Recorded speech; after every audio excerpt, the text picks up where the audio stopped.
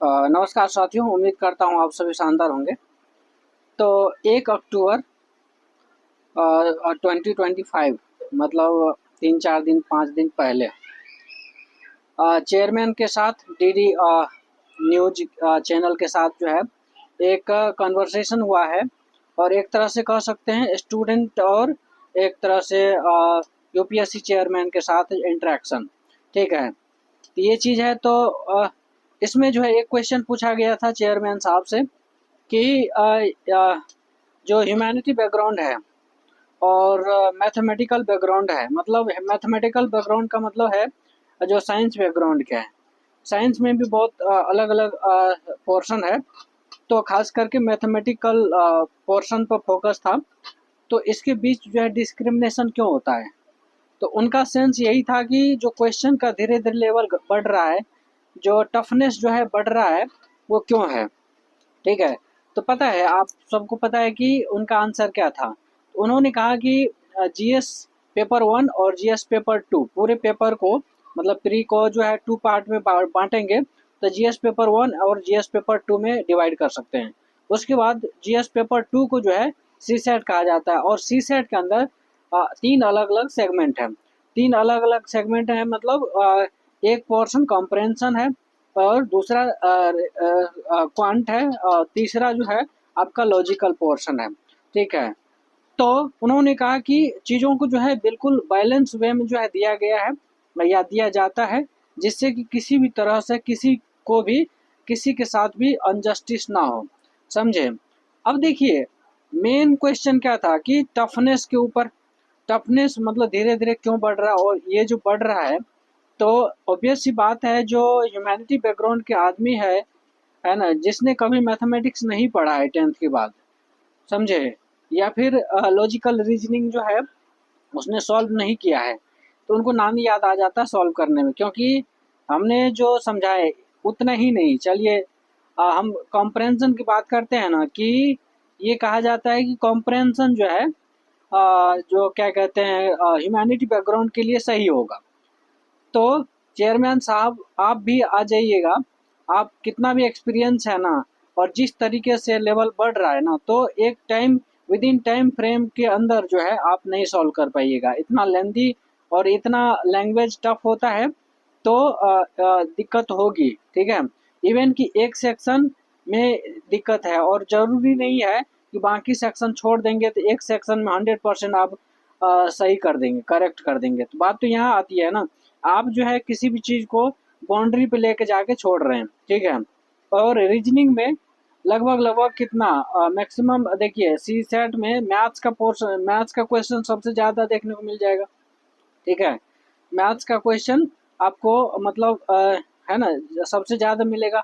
उसके बाद रीजनिंग का मिलता है, और कंप्रहेंशन का। ठीक है, मतलब कंप्रहेंशन लगभग लगभग आपको 27, 28, 29, ऐसे 30 के अराउंड आता है। और उसके बाद जो है मैथ्स आता है, उसके बाद रीजनिंग आता है। 3 पोर्शन है। अब सोचिए, अगर कोई कॉम्प्रहेंशन के भरोसे बैठा है, कॉम्प्रहेंशन के भरोसे ये सोच लेगा कि हमारा सी सेट निकाल जाएगा, तो काफ़ी मुश्किल है। ठीक है, नेगेटिव भी है, साथ में आप 100% करेक्ट कर भी नहीं सकते कितना भी। और दूसरी बात, लैंग्वेज ऐसे बैरियर रहता है जिससे कि स्टूडेंट को लगता है पता नहीं क्या पूछ दिया है। ठीक है, मतलब ऑप्शन के बीच ही कंफ्यूजन रहता है उनको, ये भी हो सकता है वो भी हो सकता है, इस टाइप से। ठीक है, तो कभी भी एक पोर्शन के साथ तो आप खेल ही नहीं सकते हैं, आपको दूसरे में हाथ लगाना ही पड़ेगा। और जो ह्यूमैनिटी बैकग्राउंड के आदमी है, उन्हें सच में दिक्कत आएगा, क्योंकि मैंने ऐसे ऐसे स्टूडेंट देखे हैं। ठीक है, कि जिसको सी सैट से इतना डर लगता है, इतना डर लगता है, मैंने ऑफलाइन इतने सारे स्टूडेंट को डील किया है ना, इतना पता चल गया कि कैसे कैसे स्टूडेंट आते हैं। और मैं ये नहीं कह सकता हूँ कि केवल उसका सी सेट है ना, मतलब कमज़ोर है या स्ट्रॉन्ग है, जैसे भी है। ठीक है, लेकिन ये चीज़ मुझे जब जानने को मिलता है कि उनका जीएस बहुत स्ट्रॉन्ग है। जीएस बहुत स्ट्रॉन्ग का मतलब है, एक सेकेंड, हाँ, समझे, जीएस काफ़ी स्ट्रॉन्ग। जीएस में स्कोर मैंने कई कई सारे स्टूडेंट को देखा है, जो जीएस में 126, 130, 140 के अराउंड भी लाए हैं, ठीक है। लेकिन सी सेट में जो है 50, 55 कुछ नंबर से रह जाता है, समझे। उसके बाद जो है आप सोच सकते हैं, इवन कि इतना ही नहीं, आज की डेट में जो 2023 के बाद जो पेपर का ट्रेंड है वो धीरे धीरे बढ़ रहा है, और है ना, ऐसे थोड़ा कम कमोबेश होता रहता है, ठीक है। तो जिस तरीके से आज के डेट में जो पूछा जा रहा है, उस बेसिस पर तो सच में कहा जा सकता है कि डिस्क्रिमिनेशन होगा। अब क्यों होगा, इसका रीजन मैं देता हूँ, ठीक है। इसका रीजन ये देता हूँ कि जैसे मैथमेटिक्स या फिर इंजीनियरिंग बैकग्राउंड के स्टूडेंट हैं, या फिर और भी टेक्निकल स्टूडेंट है, तो उनके लिए मैथ्स, रीजनिंग ये सब तो आसान हो जाता है। बाकी रही बात जीएस की, जीएस पेपर 1 में जो आपको हिस्ट्री, पॉलिटी, ज्योग्राफी पढ़ना होता है, वो चीज़ें तो देखिए उनके लिए दाएं हाथ का खेल है उनको आसान करना, क्योंकि वो टेक्निकल ऑलरेडी है। चाहे उसको हिस्ट्री पढ़वा लीजिए, और चाहे आप ज्योग्राफी पढ़वा लीजिए, या फिर कोई सब्जेक्ट पढ़वा लीजिए, इन्वायरमेंट पढ़वा लीजिए, या फिर पॉलिटी पढ़वा लीजिए, या फिर इकोनॉमिक्स पढ़वा लीजिए, या कोई सब्जेक्ट पढ़वा लीजिए, वो है ना इधर से उधर जो है ना, मतलब बहुत जल्दी इधर से उधर कर देते हैं, मतलब इधर से उधर कर देते हैं, मतलब बहुत जल्दी जल्दी ख़त्म भी कर देते हैं और समझ समझ भी जाते हैं, ठीक है। तो वहाँ है ना, उनके लिए तो आसान है। लेकिन बस ह्यूमैनिटी बैकग्राउंड के लिए, उनके लिए सी सेट, क्योंकि देखिए ये टेक्निकल हो जाता है एक तरह से। आप लॉजिकली स्ट्रांग नहीं है, कितना भी हिस्ट्री पढ़ लीजिए, कितना भी पॉलिटी पढ़ लीजिए, आपके बस की बात नहीं होती है, मतलब जब तक कि उस पे अलग से इम्फेसिस नहीं डाला जाता है, समझे। तो ये चीज़ें हैं, तो इसको थोड़ा सा, मतलब जो आंसर थे यूपीएससी चेयरमैन के, ठीक है, वो मतलब एक तरह से बनावटी आंसर कह सकते हैं, पर उतना रेलेवेंट नहीं है। और आज के कंटेक्स्ट में मतलब मेरे कहने का मतलब ये है कि आज के कंटेक्स्ट में शायद हो सकता है जो यूपीएससी के चेयरमैन है बहुत पुराने हैं, बूढ़े हो चुके हैं, ठीक है। तो उनको पहले का एनालिसिस होगा, उनको पहले का चीज़ें पता होगी, पहले सच में बैलेंस था। लेकिन आज के डेट में जिस तरीके से जो एनालिसिस है आज का, आज के टाइम में, वो सच में कुछ ना कुछ तो है, समझे। तो ये कह सकते हैं, क्योंकि मेरे पास मैं बता रहा हूँ कुछ मेडिकल के स्टूडेंट भी रहे हैं, कुछ लॉयर भी रहे हैं। लॉयर तो खैर चलिए ह्यूमैनिटी बैकग्राउंड के ही आदमी बनते हैं। फिर कुछ टेक्निकल स्टूडेंट्स भी है, स्टूडेंट्स मतलब इंजीनियरिंग बैकग्राउंड के स्टूडेंट भी पढ़े हुए हैं, ठीक है। तो कई बार जब ऐसे स्टूडेंट से मैं डायरेक्ट, देखिए मैं ऑनलाइन केवल नहीं हूँ, ऑफलाइन में, इवन कि ऑफलाइन मेरा ज़्यादा वो मतलब इंटरेक्शन रहता है। ऑनलाइन में जो भी है, ऑनलाइन में तो क्या है, आप कहीं और है, हम कहीं और है, आपसे हम क्वेश्चन नहीं पूछ सकते हैं, मतलब फेस टू फेस नहीं पूछ सकते हैं। अगर कमेंट में आपको देना भी है तो कमेंट में है ना, क्या ही फर्क पड़ता है, ठीक है। लेकिन जब ऑफलाइन की बात कर रहा हूँ, तो ऑफलाइन में इंटरेक्शन होती है, मतलब आप अगर सामने बैठे हैं हमारे, ठीक है, और मैं अगर क्वेश्चन पूछ रहा हूँ, या फिर बोर्ड पे क्वेश्चन सॉल्व करवा रहा हूँ, तो मुझे पता चल जाता है कितनी किसकी कितनी है ना गहराई है, या कितनी किसको कितनी समझ में आ रही है, कहाँ पर क्या स्टूडेंट को दिक्कत आ रही है, वो मुझे सब समझ में आ जाता है, ठीक है। तो हमारे कहने का मतलब है कि बहुत अच्छे अच्छे बैकग्राउंड के स्टूडेंट मैंने देखे हैं, मेडिकल ऑलरेडी हॉस्पिटल में कार्यरत हैं, ऑलरेडी क्या कहते हैं, किसी क्या कहते हैं कोर्ट में जो प्रैक्टिस कर रहे होते हैं।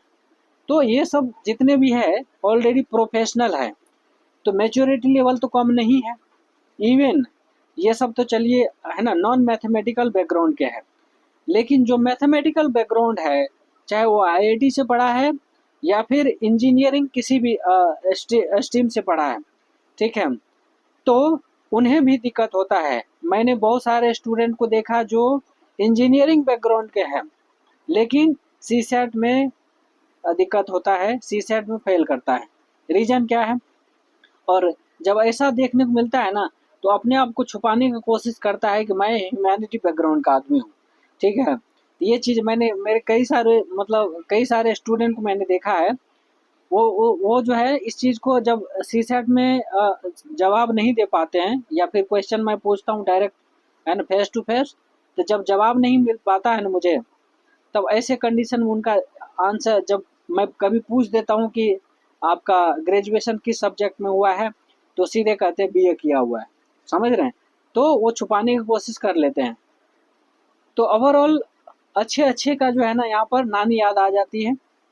बाकी अगर नॉन ह्यूमैनिटी बैकग्राउंड के आदमी है, मैं समझ सकता हूँ आपकी भावनाओं को, आपकी है ना जो सिचुएशन है, उस चीज़ को अच्छे से रूबरू हुआ हूँ, और उसके बेसिस पे मैं समझ सकता हूँ। ठीक है? इवन कि मैं तो स्टूडेंट को जब देखता हूँ ना, तो उनका सिचुएशन देखकर मुझे हेडेक होना स्टार्ट हो जाता है। रीज़न ये है कि मुझे ये लगता है कि कैसे ये सीसैट क्रॉस कर पाएंगे। ठीक है? वो सच्चाई भी है। वो कहीं न कहीं अटक जाता है, कितना भी कोशिश कर लेता है, उन्हें छोटा-छोटा चीज़ में दिक्कत हो जाता है, समझे? तो सीसैट का इवन कि जीएस अच्छा से पढ़ लेता है, समझे? और पढ़ लेती है जो भी है। तो जब सीसेट की बारी आती है तो दिमाग ब्लैंक हो जाता है, बिल्कुल काम नहीं करता है। थोड़ा-सा क्वेश्चन देखिए, एक ही पैटर्न पर कई बार ऐसे मैंने देखा है, जो भी प्रोफेशनल है, जो अच्छा खासा मैच्योर है, समझे? जब उन्हें क्वेश्चन देता हूँ, उसी पैटर्न पे दूसरा क्वेश्चन देता हूँ, ठीक है? तो मतलब बहुत चेंजेस नहीं है तब तो कर लेंगे। लेकिन जैसे उसे उस क्वेश्चन को घुमा फिरा के बहुत ज़्यादा घुमा दिए, फिर नहीं लगा पाता है, समझे? और सीसेट यही है, आपने कितना भी पढ़ लिया है ना, लेकिन जब फाइनल एग्जाम आएगा पता चलेगा कुछ भी नहीं है, जो आपने पढ़ा है कुछ भी नहीं आया। ठीक है? तो यहाँ पर क्या है, लॉजिक का खेल है ना, आपका कंसेप्ट का खेल है। जितना आप उसमें, ठीक है, एक्सपर्ट होंगे, समझे कि ना। और ये जो है ना 1 महीने 2 महीने की तैयारी की बस की बात नहीं है, आपको पहले से लगना पड़ेगा। और ये चीज़ आप सबको जल्दी समझ में नहीं आती है। ठीक है? इतना ऑफ़र देने के बाद भी ये सब चीज़ आपको बार-बार मुझे बोलना पड़ता है, समझे? तो यही है। तो इसीलिए है ना, आप जो अगर क्लास करना चाहते हैं, तो डेली जो है जेकेडी आईएएस पर जो है आ सकते हैं और रेगुलर क्लास अटेंड कर सकते हैं, समझे? और अभी से जब करेंगे तो पॉसिबिलिटी है कि आप जो है सीसेट इजी तरीके से क्लियर कर सकते हैं। ठीक है? और मेरा तरीका भी वैसा ही है। मेरा तरीका जो है कोई ये नहीं है कि रट्टाफिकेशन लगवा रहे हैं, नहीं।